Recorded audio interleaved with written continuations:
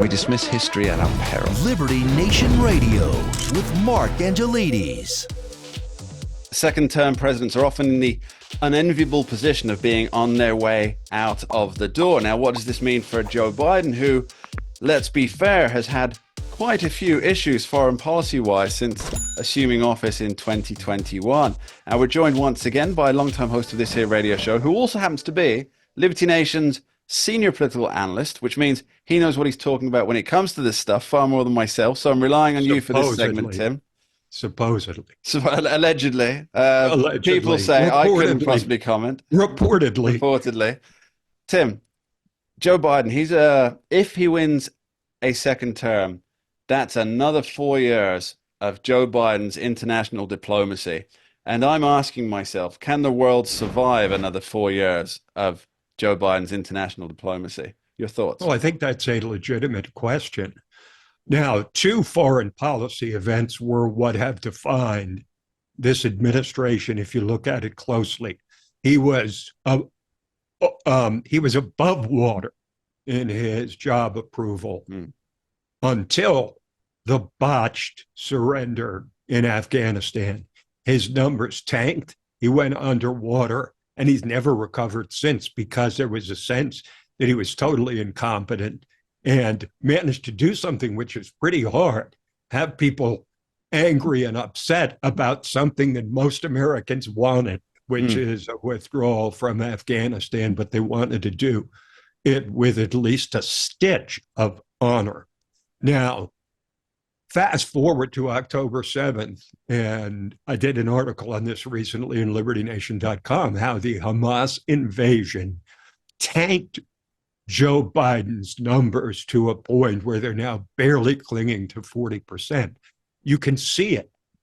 As soon as that invasion occurred, his numbers started going down. And again, the irony is that I think most Americans feel he has largely done the right thing by siding with Israel. And yet, he has something like 38% approval on his handling of the Israel-Hamas war. So foreign policy has been a major problem for him, especially when you have an election where you're going to contrast two presidents who have performed the job of president for 4 years. And during those 4 years, Donald Trump had not a single new foreign war. And Putin was kept in his box. He did not, as I pointed out before, Trump was the only president under whom there was no Putin incursion into, now it's Ukraine. So he's dealing with two foreign wars and a disastrous withdrawal from Afghanistan. And like most of his other numbers, they are severely underwater. And he's going to find no solace or comfort in that. And it'll be another target for Trump to show Biden's weakness, that he sends off the signals that he's not going to be tough on anyone, such as this was really remarkable. When, as soon as Trump left office and Biden took the oath of office, the Russians started lining up troops on the Ukrainian border. And Biden did nothing. And then they asked him, well, what are you going to do if he invades? And it was incredible. He said, well, if it's a minor incursion, we won't do anything. Yeah. I mean, imagine the commander-in-chief of the armed forces of the United States saying, well, if our adversary, perhaps enemy, is invading another country, as long as it's not too big, then, I'm fine with it. That's just another sore spot for Joe Biden. Tim, now that I think about this, you make the point that obviously there's no new wars under Donald Trump. And then, of course, that Putin was put back in his box during that period, despite the media saying, Donald Trump, he's under the thumb of Russia based on the massively discredited Steele dossier paid for in part by the Hillary Clinton campaign. I always like to mention that just in case people are You forgetting. should. But so under Barack Obama, there was the incursion into Crimea. I believe that's correct. And then Vladimir Putin just sat on his hands for 4 years. And of course, he made his incursion into Georgia, the country Yeah, of Georgia, the state of, not the American state, not the Peach State. country of Georgia, not the Peach State, during the George W. Bush Yeah, administration. So it was, it was first it was Georgia, then it was Crimea, and now it's all of Ukraine. yeah. Because look, if you're Putin, you say, okay, if I do this, what's Biden going to do?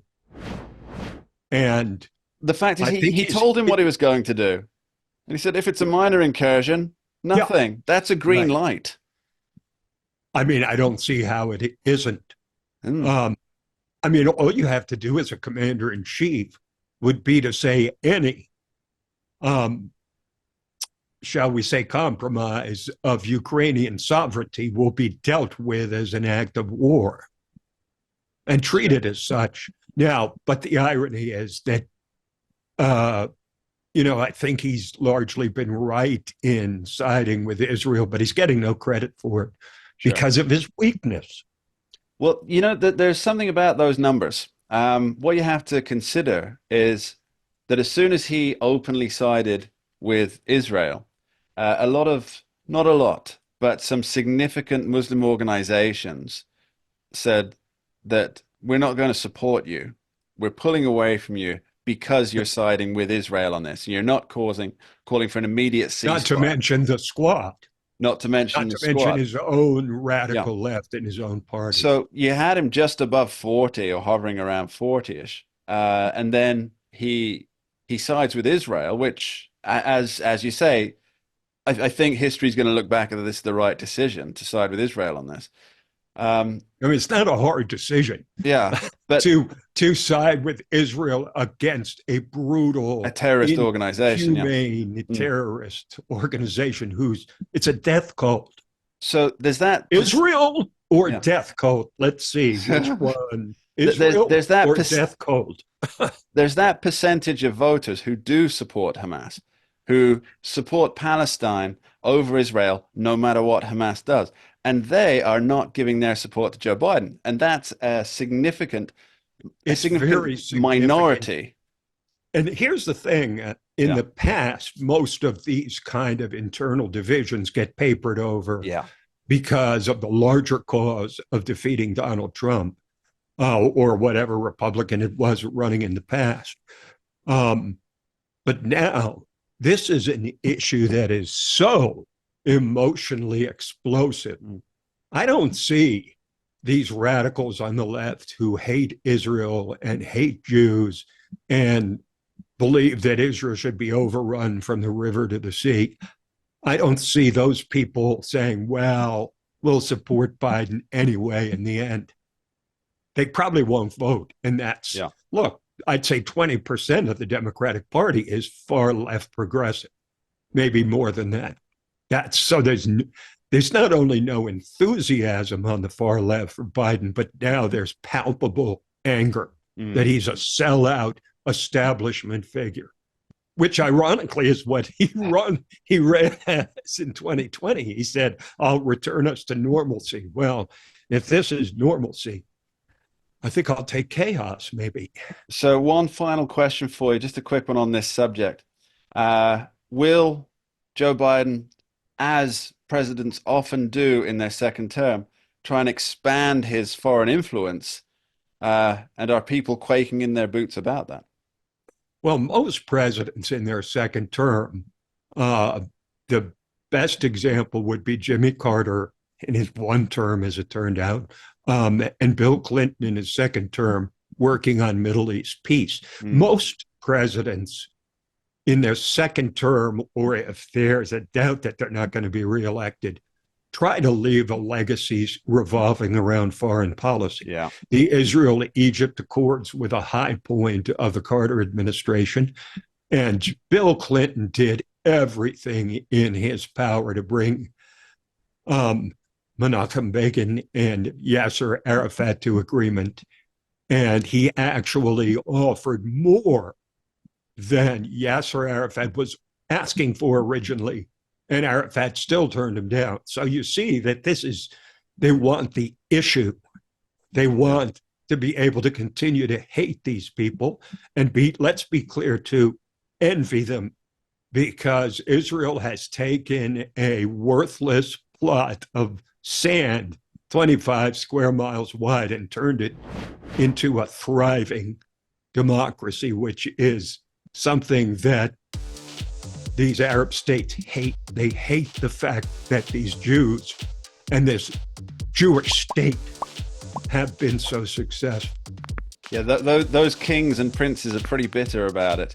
Tim Donner will be right back after this short break. Listeners, don't go anywhere. You're going to love the next segment. We dismiss history at our peril. Liberty Nation Radio with Mark Angelides. Don't get caught up in the media madness. Join our movement for free thinking and free speech at libertynation.com. Publishing news and analysis 24/7 with original articles by our team of authors who tell it like it is.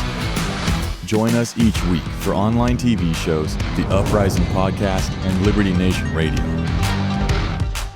We believe in free thinking and free speech. We are libertynation.com.